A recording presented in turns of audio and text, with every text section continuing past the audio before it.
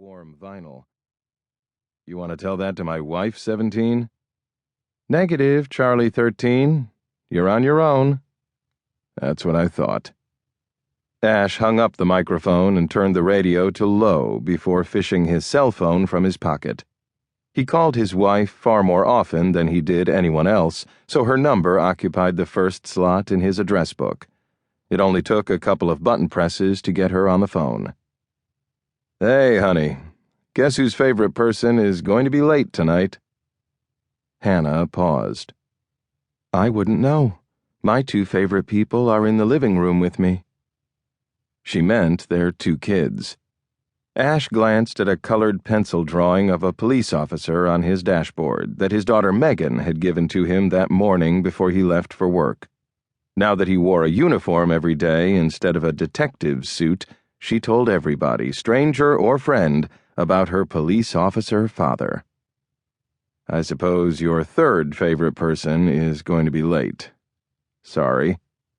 How late? Your sister and Nasser are coming over for iftar in a few hours. Ash's stomach rumbled, reminding him that he hadn't eaten since before sunrise that morning. Iftar is the evening meal that breaks a Muslim's fast during Ramadan, and he had been looking forward to it all day.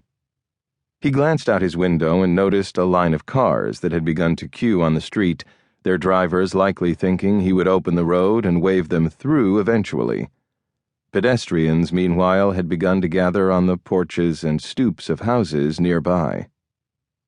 I'm not sure. I'll head out as soon as another supervisory officer gets here. Shouldn't be too long. Are you close? We're out of dates, so I wanted to go to the grocery store. I'd rather not lug the kids around if I can help it. You know how Megan gets. Ash knew what she meant.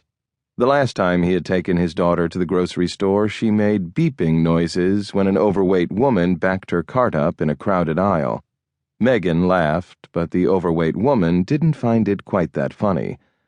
Ash looked around him again, confirming his location with street signs. I'm about a block north of the fairgrounds. Once I get moving, it should only take me 10 or 15 minutes to get home.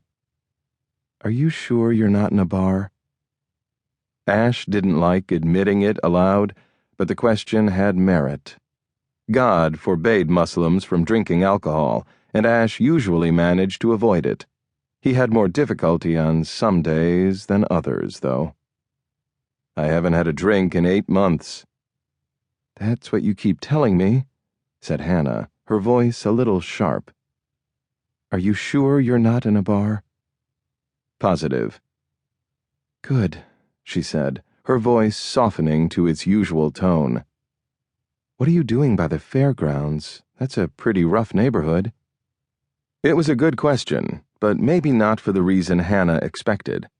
Off the top of his head, Ash could think of 3 unsolved homicides and half a dozen assaults that had occurred within 5 blocks of his present location. That usually kept the tourists away. Moreover, the Mercedes probably cost more than what the average resident of that neighborhood made in 5 years. The driver might have just been lost, but Ash's curiosity had been piqued. Can I call you back? He asked. I'm going to check something out. Yeah, give me a call when you figure out when you can come home. Ash told her that he would before hanging up. As soon as he opened his door, he coughed hard.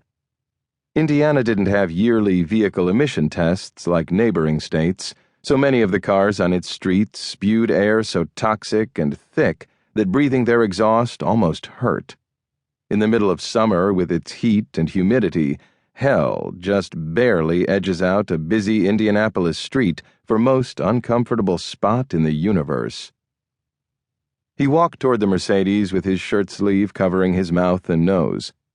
The vehicle was a relatively new S550, and its black paint gleamed in the afternoon sun as if it had been freshly waxed. The rear end had neither dents nor dings, so the driver likely hadn't been hit from behind. He went into the pole on his own. No one inside moved. Ash leaned his head to the side and activated the radio on his shoulder. Control, this is Charlie 13. Please put emergency service...